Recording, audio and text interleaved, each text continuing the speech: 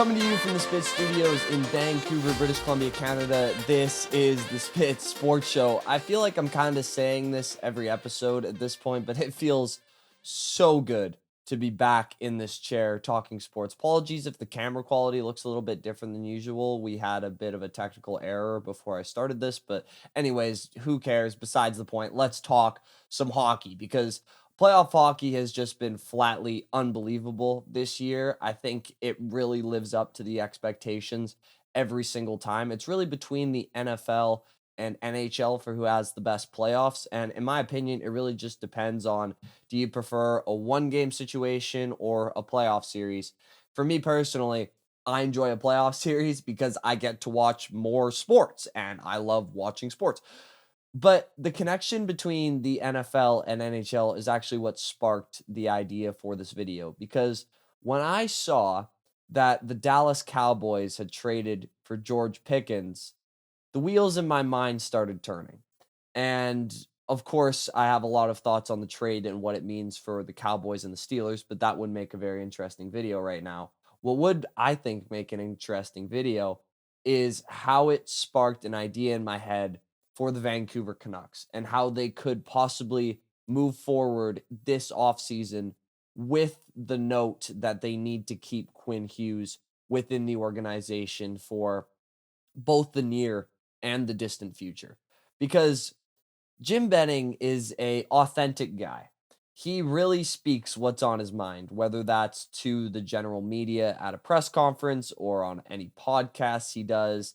And normally, for me, as I guess a media member, you could call it a content creator, I love it because it gives me things to talk about and it gives me insight to teams that obviously you wouldn't get with, I don't know, 27 of the 32 GMs in the NHL.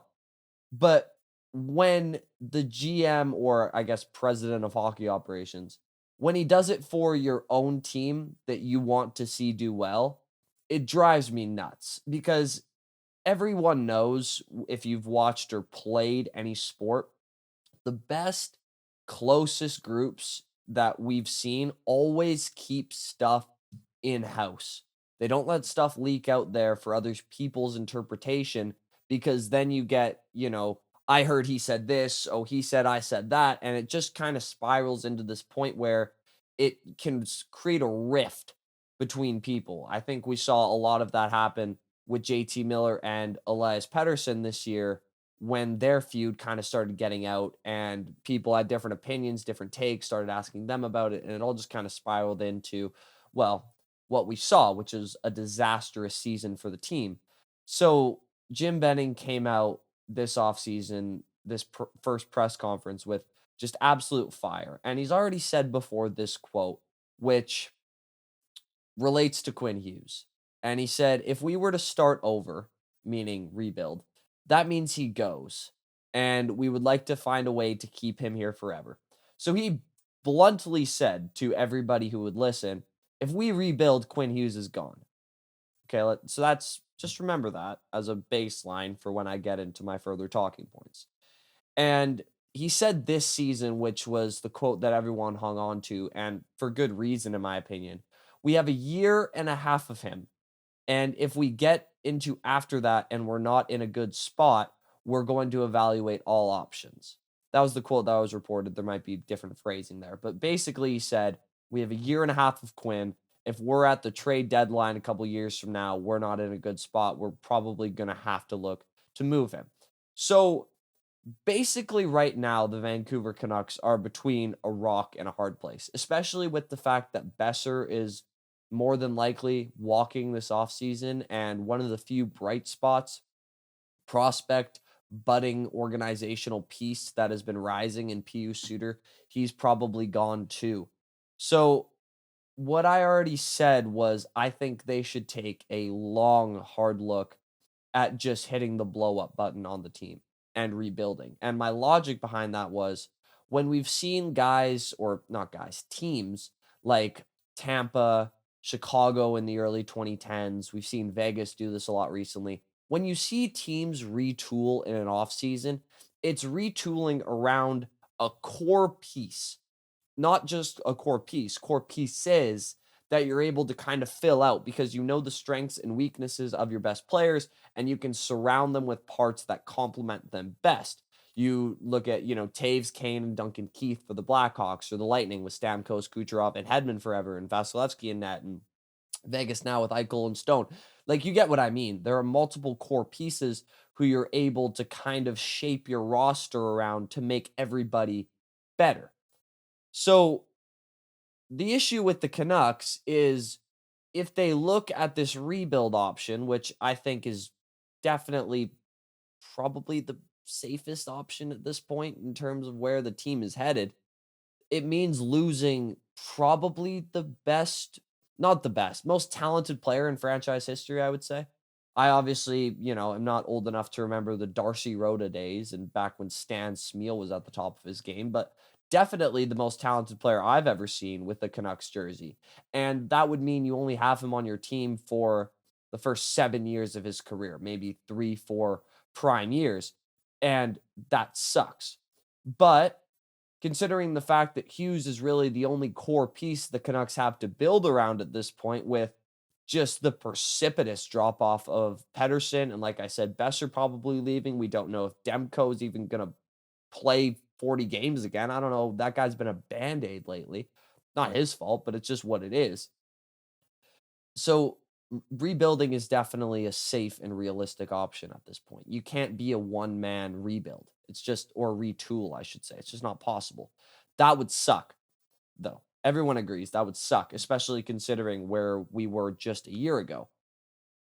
But if they wanted to take the other route, if they wanted to quickly rebuild, I keep saying rebuild, retool the roster around Hughes and try to make a playoff contending second round, third round kind of team as quickly as they can, that option involves a whole lot of risk.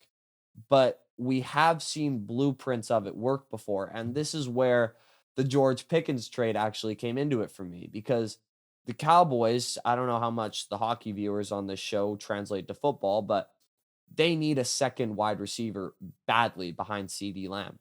And they've been unable to find that for the past like 3, 4 years. It's been CD Lamb and a bunch of guys. So they take a big swing on a dude that has a lot of baggage with him.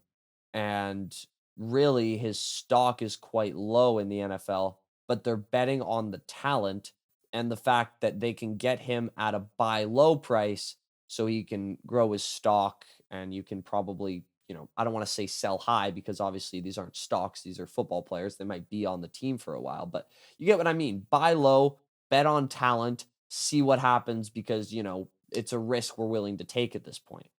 So we've seen this blueprint in the NHL. And Harman Dial, I believe that's how you pronounce his name, he wrote a great piece for this on The Athletic. You should go check it out if you have an Athletic subscription after this video.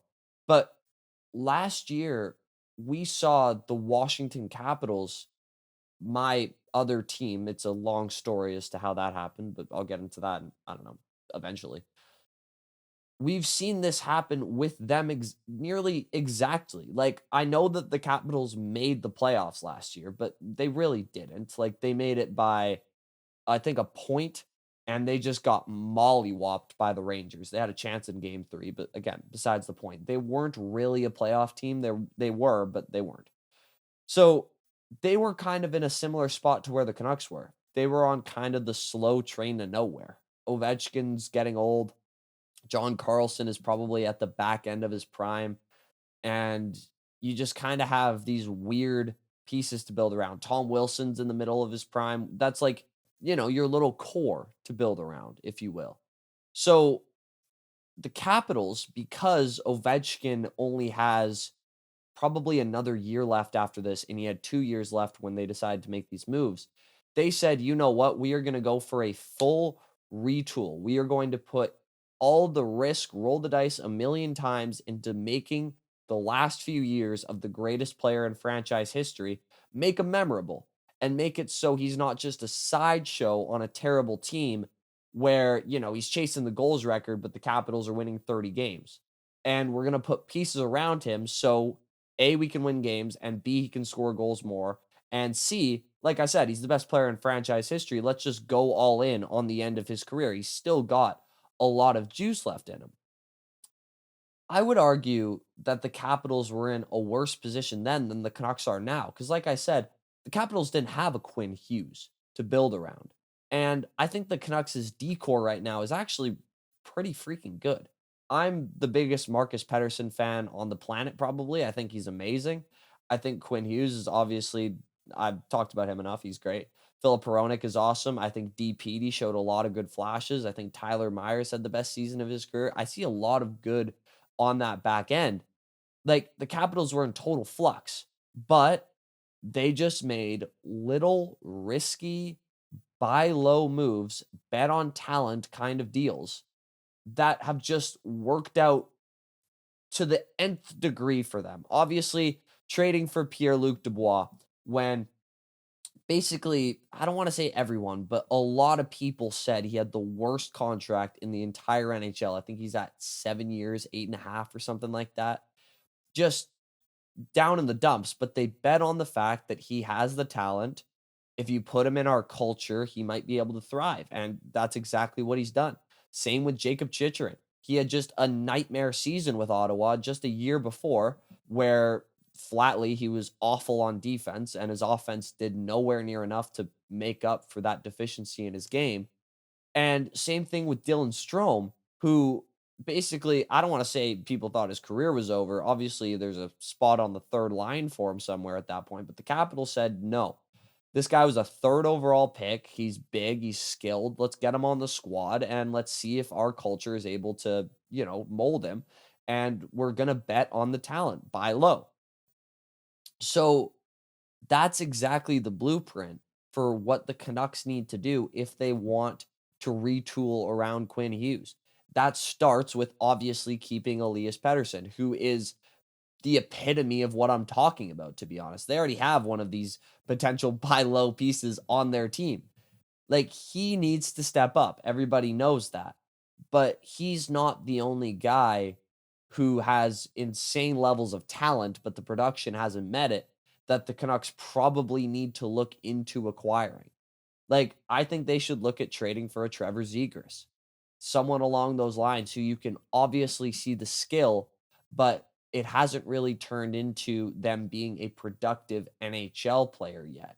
If you can get a guy like Trevor Zegras, who's got obviously still a sick release, beside an Elias Pettersson, I don't know, that could be interesting. Besides trades, the free agency class this year is actually one of the most interesting in a long time. Like, I'm not suggesting, obviously, I'd love Mitch Marner. That's not going to happen. So, if you look at other guys, like in Evan Bouchard, I know he's a restricted free agent, and his stock is going to go all the way up because, once again, he's just been unbelievable this playoff run. But how about in terms of UFAs, like a Matt Duchene? He's had a tough playoff run so far. He had a good regular season, but his stock might be down. A Kyle Palmieri, Jack Roslovic was another name I wrote down. Jonathan Drouin is a free agent. Brendan Saad might have a couple of good years left. Connor Brown, I wrote this again before not before, but during the time that he's just been going nuts in the playoffs. His stock might be going up too. But you guys get what I mean, right? Like, there are players out there who clearly, because of their draft position, flashes that we've seen from them, etc., who could be that second line center that the Canucks are looking for, that second line winger, maybe that first line winger, that offensive scoring punch that the Canucks are looking for. But they need to roll the dice. And you know what? Maybe it won't work out. Like we saw this with, I think they signed Daniel Sprong this offseason, thought he'd be a little offensive boost. He didn't work out. But they need more of those kind of moves, except, a higher level, higher talent level, I would argue, than Daniel Sprong. Anyways, I think that is the only path that the Canucks can take if they want to retool around Quinn. They have two options. You retool or you rebuild. I think rebuilding makes sense at this point. I think you can get an arm and a leg for Quinn Hughes, and that would just rocket launch that rebuild to a point that, obviously Chicago didn't have, or the Ducks forever. Like, I think you could get a ridiculous amount of draft picks and prospects for him, and his trade value is only going to go down the closer we get to the expiration of his deal. So I think rebuilding is the safe option at this point. But if you think, you know what, Quinn Hughes is the guy, we were in game 7 against the eventual Stanley Cup finalists just a year ago. Let's see what we can do with this core. That's what you need to do. You got to take some big swings. And as a fan, that's what I hope they do. 100%. But as a analyst, I guess you could say, a prognosticator, probably say rebuilding's the best option. They're between a rock and a hard place. There's no good options, but those are the options that they got. Thank you all so much for watching. As always, I want to know what you guys think of my take. Do you guys think they should go in the rebuild direction? Do you guys think they should go for the retool direction? You guys think they should play it a bit more safe this offseason? I don't know. Let me know in the comments below. I'm small enough as to where I can read all comments, and I love doing it, so let me know.